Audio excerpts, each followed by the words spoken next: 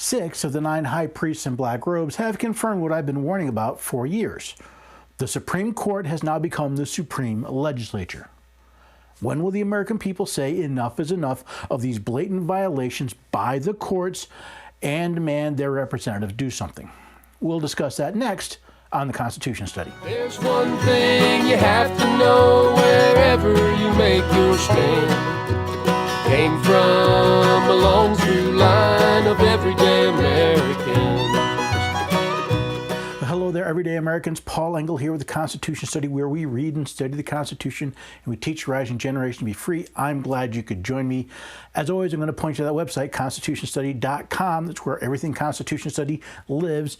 You can find these recordings, articles. You can shop at the store. You can sign up for the newsletter.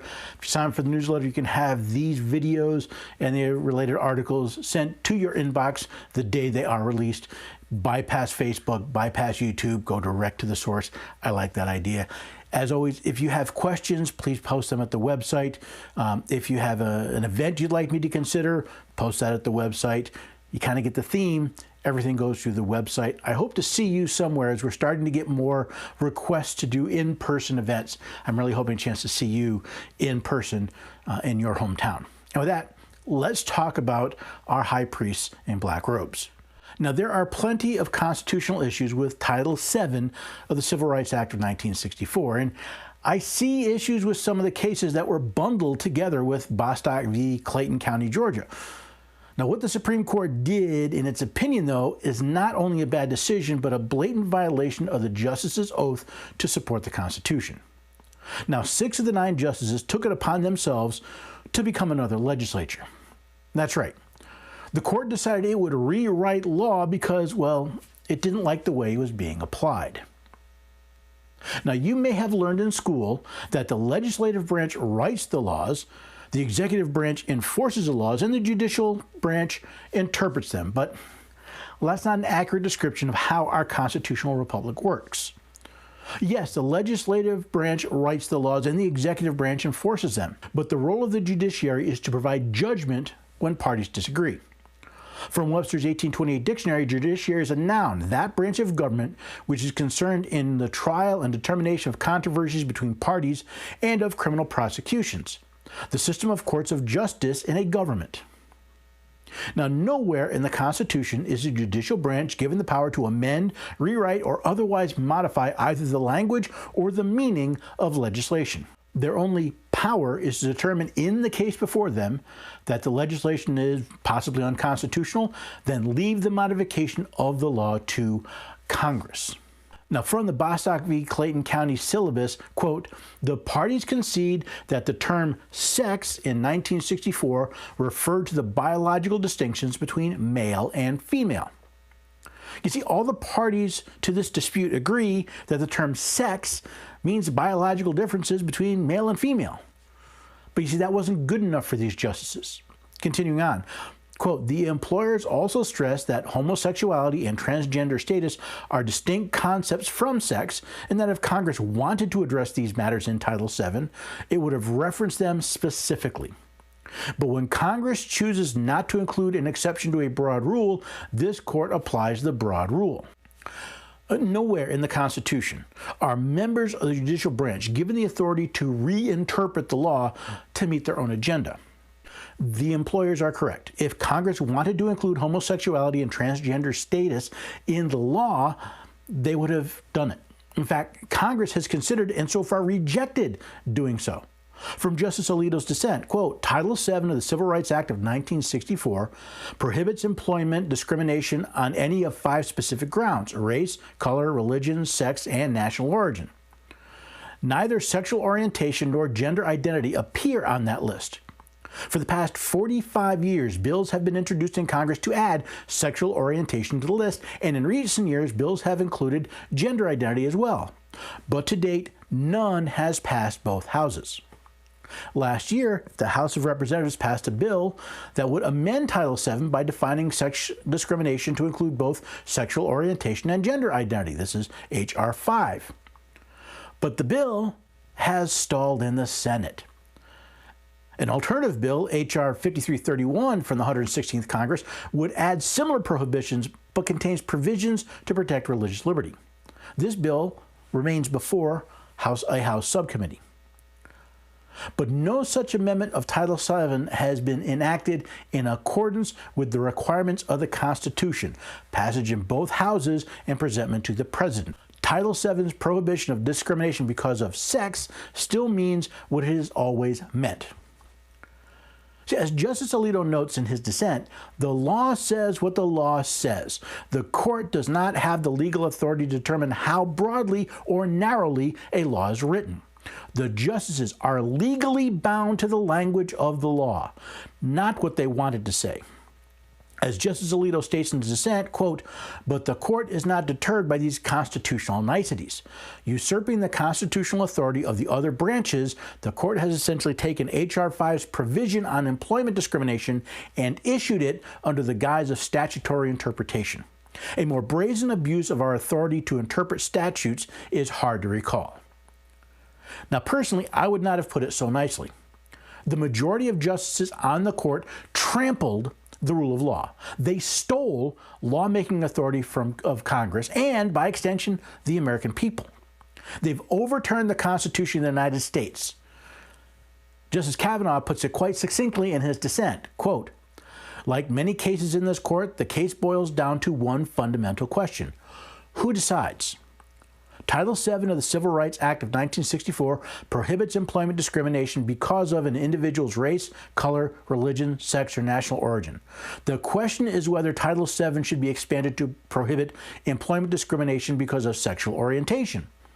Under the Constitution's separation of powers, the responsibility to amend Title VII belongs to Congress and the President in the legislative process, not to this court." See, this is not a simple brazen abuse of authority. It is an attempt to overturn the legally enacted government of the Union, which makes it a borderline coup. Can you think of a more egregious example of bad behavior? Remember, from Article 3, Section 1 of the Constitution, quote, "The judicial power of the United States shall be vested in one Supreme Court and in such inferior courts as the Congress may from time to time ordain and establish.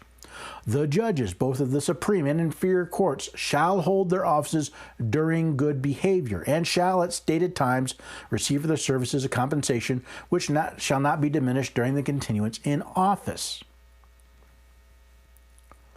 As I said in the beginning, I'm not commenting on the merits of the cases involved. I have not researched them, so it would be inappropriate for me to comment on them. In general, I agree that a person should not be fired for what they do in the privacy of their own home. I also know that the Constitution does not give the federal government the authority to insert itself into the employer-employee relationship unless it involves a right specifically protected by the Constitution. Now, while I believe Title VII was created with the best of intentions, it deprives the employer of their property, namely the job, and it does so without due process of law. Title VII also violates the First Amendment by placing restrictions on who the employer must associate with and how they wish to exercise their religious beliefs. Title VII partially nationalizes every business by effectively declaring that the federal government has a role in how it is staffed and how it is managed. And for those reasons, well, it should be scrapped. But by ignoring the language of Title VII and the Constitution, these justices have violated good behavior and at the very least should be publicly reprimanded and possibly dismissed according to Article 3 of the Constitution. Yes, that means these justices should face impeachment, not simply for their workers' rights belief, but for blatantly violating their oath to support the Constitution. They have provided the evidence of their malfeasance in this opinion. Since the parties agree on the definition of sex in the law, usurping the role of Congress by redefining the meaning is a violation of their oath to support the Constitution. To do so in the face of 45 years of history showing the intent of Congress is not simply a usurpation of the legislative process, but of the entire system of our constitutional republic. If these justices are not punished for their bad behavior, well, then we are no longer a republic.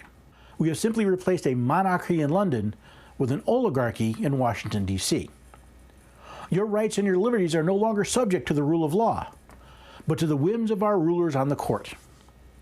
We are in the exact same situation our founding fathers found so despicable that they declared their independence and fought a war to overturn it.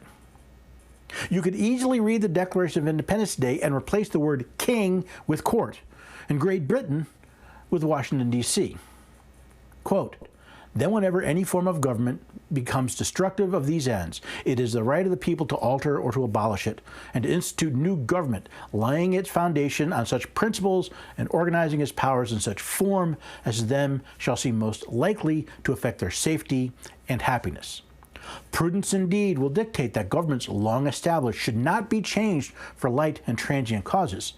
And accordingly, all experience has shown that mankind are more disposed to suffer while evils are sufferable, than to right themselves by abolishing the forms to which they are accustomed. But when a long train of abuses and usurpations, pursuing invariably the same object, evidence a design to reduce them under absolute despotism, it is their right, it is their duty to throw off such government, and to provide new guards for their security. Such has been the patient sufferance of these colonies, and such is now the necessity which constrains them to alter their former systems of government. The history of the present King of Great Britain is a history of repeated injuries and usurpations, all having the direct object the establishment of an absolute tyranny over these states. To prove this, let facts be submitted to a candid world. He has refused assent to laws, the most wholesome and necessary for the public good. He has forbidden his governors to pass laws of immediate and pressing importance, unless suspended in their operation till his assent should be obtained, and when so suspended, he has utterly neglected to attend them. He has refused to pass other laws for the accommodation of large districts of people, unless those people would relinquish the right of representation in the legislature, a right inestimable to them and formidable to tyrants only. How long before the American people rise up to declare their own independence from this tyranny? And will they act in time to do so at the ballot box rather than on the battlefield? So whether you believe that someone should be able to be fired because of how they dress or what they do in the bedroom, the question is, do the courts have the authority to rewrite legislation? And the more important question is, if we let them in this case because we may agree with them, what's to stop them from doing it when we don't agree with them? You see, if the courts can rewrite laws, then the Constitution doesn't matter. The supreme law of the land doesn't matter. We are no longer a country of laws if this is allowed to stand. We are a country that lives at the whim of an oligarchy.